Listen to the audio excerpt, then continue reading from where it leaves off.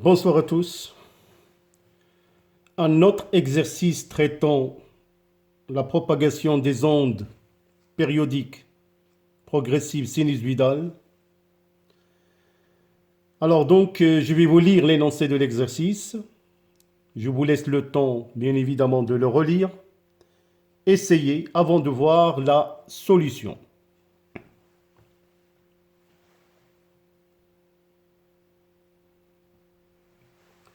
Une lame vibrante avec une fréquence n égale 100 Hz,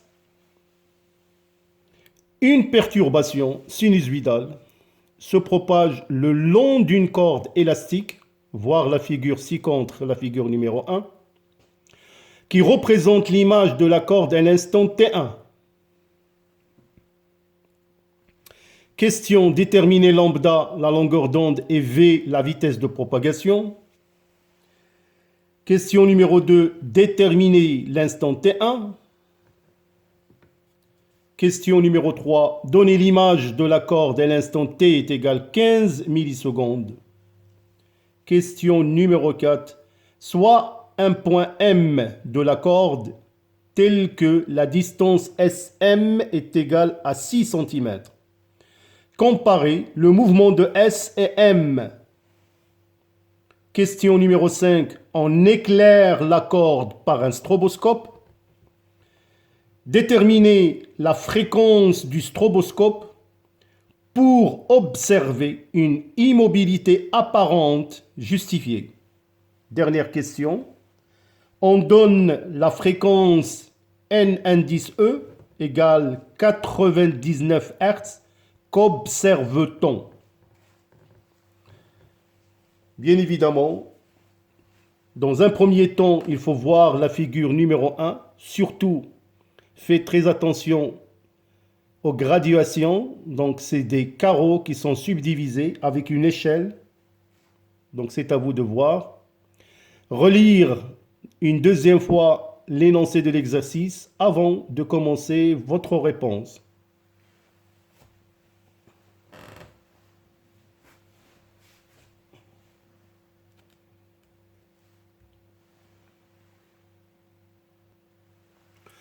Alors, la première question, c'est de déterminer lambda et la vitesse de propagation. Alors, pour déterminer lambda, bien évidemment, on va utiliser le graphe. Donc, je vais prendre jusqu'à cette distance. Alors, de là jusqu'ici, c'est une longueur d'onde. Faites très attention que deux carreaux correspondent à 1 cm. Donc, lambda, vous allez compter et on va trouver 8 carreaux, ce qui correspond que lambda est égal à 4 cm, c'est-à-dire 4 multiplié par 10 puissance moins 2 mètres. Alors donc, on a déterminé lambda graphiquement, on a trouvé lambda est égal à 4 10 puissance moins 2 mètres. Alors, ils ont demandé la vitesse de propagation, sachant bien évidemment qu'on connaît la fréquence, n égale 100 Hz. Nous utilisons la relation V égale lambda multiplié par grand N, et nous trouverons que V est égal à 4 mètres par seconde. Alors, la deuxième question, c'est de déterminer l'instant T1. Alors, pour déterminer l'instant T1 qui donne l'aspect de la corde, alors on peut remarquer, bien évidemment, à cet instant T1, l'onde a parcouru une distance égale à 8 cm. C'est-à-dire, si vous comptez, vous allez trouver 16 carreaux qui va correspondre à 8 cm. Donc, à l'instant T1.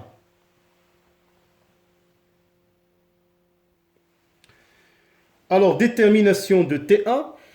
À l'instant T1, l'onde a parcouru une distance d égale 8 cm. C'est ce que je viens de vous montrer par l'intermédiaire du graphe de la figure 1. Donc, on a V est égal d sur T1. De cette expression, on peut déduire que T1 est égal à d sur V. Application numérique. T 1 égale 2, 10 puissance moins 2 secondes.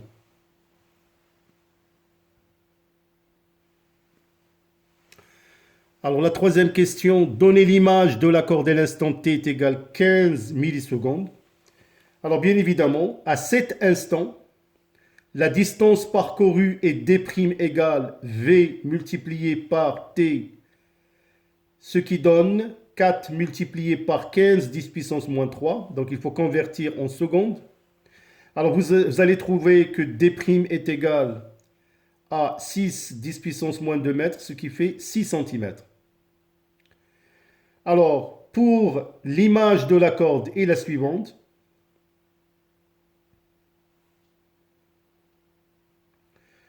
Donc, ça fait 6 cm depuis S.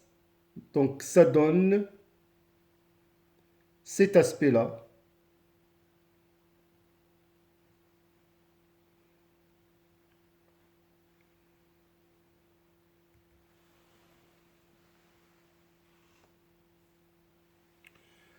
Alors, pour la question suivante.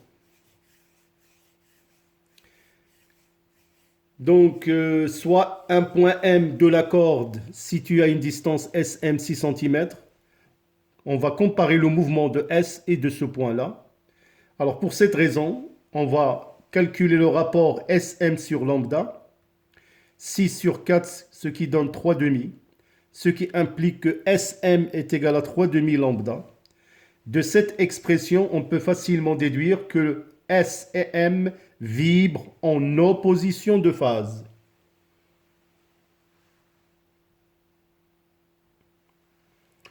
Alors pour la question numéro 5, on éclaire la corde par un stroboscope. Alors tout d'abord, donnons quelques petites informations concernant ce dispositif, le stroboscope.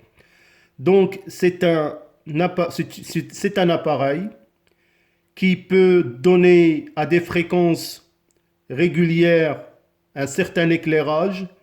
Et quand on éclaire une corde avec un stroboscope, soit on peut obtenir une immobilité apparente, c'est-à-dire que la corde ne bouge plus, il apparaît, quand la fréquence, bien évidemment, des éclairs et la fréquence de la corde sont égales.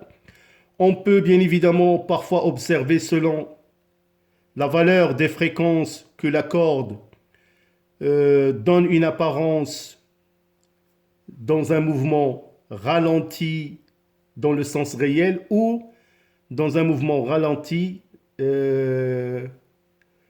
qui donne l'impression que la corde recule. Alors pour nous, déterminer la fréquence du stroboscope pour observer une immobilité apparente et justifiée. Voilà la question. Alors bien évidemment, la fréquence du stroboscope, pour obtenir l'immobilité apparente, on ajuste bien évidemment la fréquence du stroboscope sur la valeur F égale 100 Hz. Puisque la corde, la lame vibrante, vibre avec une fréquence N égale 100 Hz, qui est la même fréquence de l'onde qui se propage bien évidemment tout le long de la corde.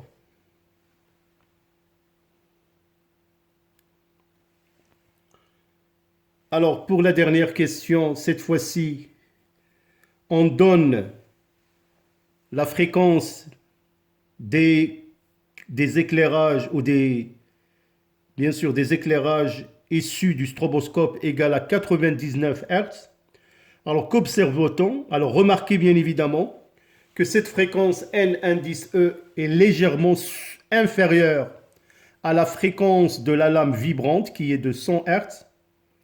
Donc, quand F est égal à 99 Hz, c'est-à-dire que cette fréquence F est légèrement inférieure à N, on observe un mouvement apparent long dans le sens réel du propagation de l'onde. Ben voilà quelques informations concernant le stroboscope. Ce sont des questions que vous aurez certainement à traiter pour les contrôles en classe. Mais sinon, en général, le stroboscope, je crois que ces questions ne sont pas programmées dans les questions au baccalauréat pour la fin d'année. Alors voilà, mes chers élèves, donc j'espère que, encore une fois, cet exercice va vous apporter un plus. Donc n'hésitez pas à participer par vos commentaires, à encourager votre chaîne. C'est avec vous qu'on peut avancer si vous voulez le plus, le meilleur pour vous. Vous méritez bien évidemment plus. D'ici là, portez-vous bien. Bonne soirée et à bientôt.